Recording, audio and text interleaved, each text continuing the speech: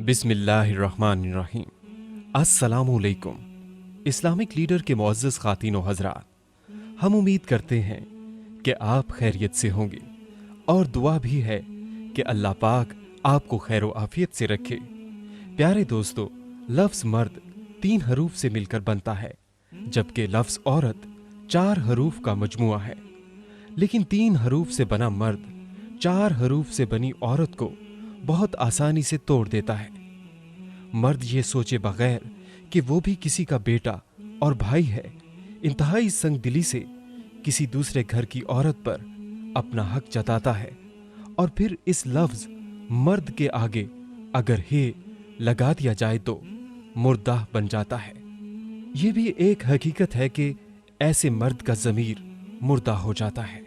दास्तान यूं है कि मैं कई माह से अम्मा के साथ मिसिस कादिर के घर जा रही थी। अम्मा अपनी मेहनत, ईमानदारी और कम गोई की वजह से इनकी चहेती मुलाजिमा थीं। वो अम्मा से बहुत प्यार करती थीं और अम्मा अब्बा पर जान देती थीं। अब्बा का चंद माह पहले एक्सीडेंट हो गया था। अब्बा मरते मरते बच तो गया, मगर 4 माह मुकम्मल तौर पर बिस्तर से लग कर रह गया। अम्मा ने अपनी जमा पूंजी अब्बा के इलाज पर लगा दी। मिसिस कादिर जो कुछ भी हमें खाने को देती वो लाकर अम्मा अब्बा के आगे रख देती ताकि अब्बा की कमजोरी जल्द अज जल्द दूर हो जाए। अब्बा के लिए हमेशा अम्मा ताजी रोटी पकाती, अब्बा के नखरे एक लाडले बच्चे की तरह उठाती।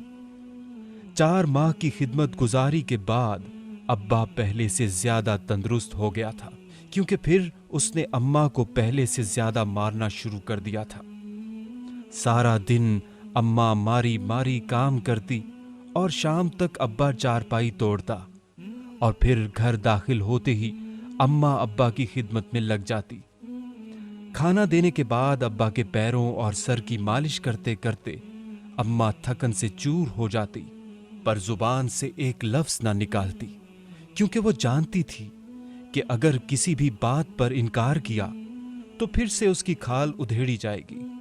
अक्सर रातों को अब्बा घर से बाहर ही रहता। रात गए वापसी होती तो उसके गले में मोतिये के हार होते और हाथों में शराब की बोतल। नशे में धुत घर आकर उधम मचाता, कभी दाएं गिरता तो कभी बाएं। बड़ी मुश्किल से अम्मा उसको चारपाई तक ले जाती, उसके जूते उतारती और फिर अब्बा को साफ सुथरी चादर उड़ा देती और खुद अम्मा बरसों पुरानी जख्मों से भरी दुखों की चादर ओढ़कर सोने की कोशिश करती। इस रोज भी गालम गलोच के बाद अब्बा ने अम्मा की खूब पिटाई की। अम्मा का कसूर इतना था कि अम्मा ने अब्बा से काम करने की इल्तिजा की थी। अब्बा को यह बात बहुत ही नागवार गुजरती थी। बस फिर अम्मा थी और अब्बा की लातें, मुक्के और लकड़ी का डंडा।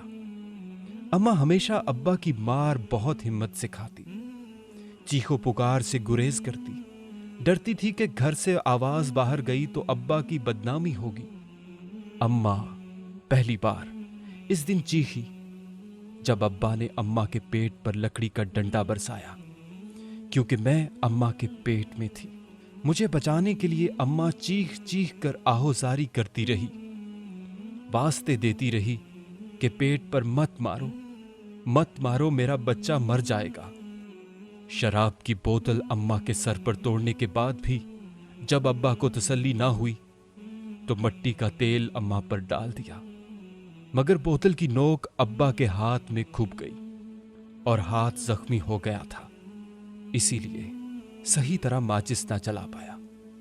इस दौरान मोहल्ले वाले आ गए और बीच बचाव हो गया।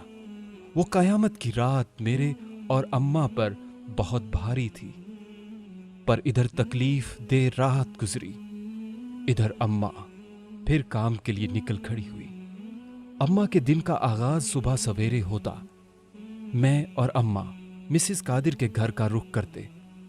अम्मा की ये आदत थी कि मिसिस कादिर के घर में दाखिल होते ही सलाम करती और साथ ही पूछती कि साहब घर पर हैं।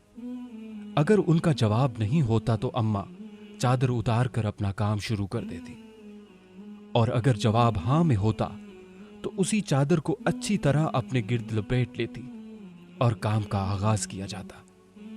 मगर इस दिन अम्मा ये सवाल दागे बगैर ही काम में लग गई।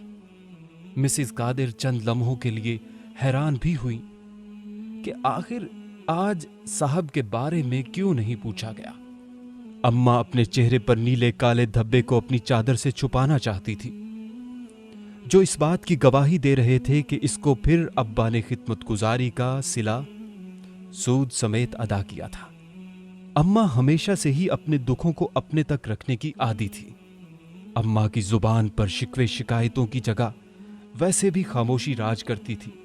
गरीबी मुफलसी हमारे घर में डेरे डाले बैठी थी, पर अम्मा कुछ भी मांगने से गुरेज करती थी। दुखों के पेवंद उसकी जिंदगी में नुमाया थे। जरूरियाते जिंदगी की कमी उसकी जवानी को बूढ़ा कर चुकी थी। वो हर परेशानी को किस्मत का लिखा मानकर सर झुकाने की आदी हो चुकी थी। इस रोज भी उस चादर के नीचे अपने दुखों की दास्तान को समेटने की हिम्मत कर रही थी कि अचानक जब चादर अम्मा के सर से ढलकी तो अम्मा का सर्द चेहरा और उस पर नीले काले धब्बे उसके दुखों को बयान करने को काफी थे। इससे बेशतर मिसेस कादिर अम्मा से सवाल करती। अम्मा बोल उठती, बाजी रात सीढ़ियों से गिर गई थी, सर और चेहरे पर चोट आई है। अम्मा की इस वजाहत के बाद उन्होंने बस इतना पूछा, और तुम्हारा बच्चा? अम्मा ने कहा कि बाजी रात भर से किसी किस्म की हरकत नहीं महसूस होती। इस पर अम्मा के आंसू इसकी आंखों के नीचे बरसों गहरे हलकों की गहराई को पार करते हुए चादर में जज्ब हो गए। मिसेस कादिर ने अम्मा को साथ लिया और हस्पताल का रुख किया। अम्मा इस हकीकत से बेखबर थी जो मुझ पर गुजर चुकी थी। इसको अभी तक अंदाजा न था कि मैं इस दुनिया में आने से पहले ही दुनिया छोड़ चुकी हूं। मिसेस कादिर ने जब अम्मा को मेरी मौत की खबर देने के लिए कदम बढ़ाया, उस वक्त उनको ऐसा लगा कि अम्मा अपनी खामोशी तोड़ेगी, अपने दुखों की पटारी खोल कर रख देगी, लेकिन उन्हें कुरेदने की आदत न थी और अम्मा को दुख बताने की आदत न थी। लेकिन इस दिन अम्मा कुछ कहना चाहती थी और मिसेस कादिर सच सुनना चाहती थी।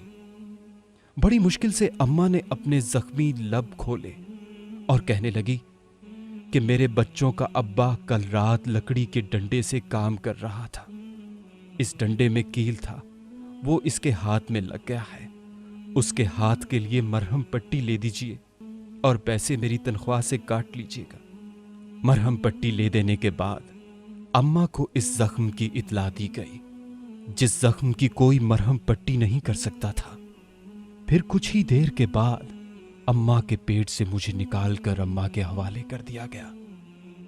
कई माह की तकलीफ के बाद मेरी मां मेरा लाशा लिए अस्पताल में पड़ी थी। चंद घंटों के बाद जब अम्मा को मिसेस कादिर ने घर पर उतारा तो उसके एक हाथ मेरा मुर्दा जिस्म था और दूसरे हाथ में मेरे कातिल के लिए मरहम पट्टी। ना तो मेरे कत्ल पर वावेला मचा, ना ही कोर्ट कचहरी के चक्कर लगे। मुजरिम को संगीन जुर्म की सजा देने की बजाय उसको बिन मांगे मुआफी दे दी गई। अम्मा ने मुझे चूमा और मेरी मौत पर शुक्राने के 2 नफल मांगे।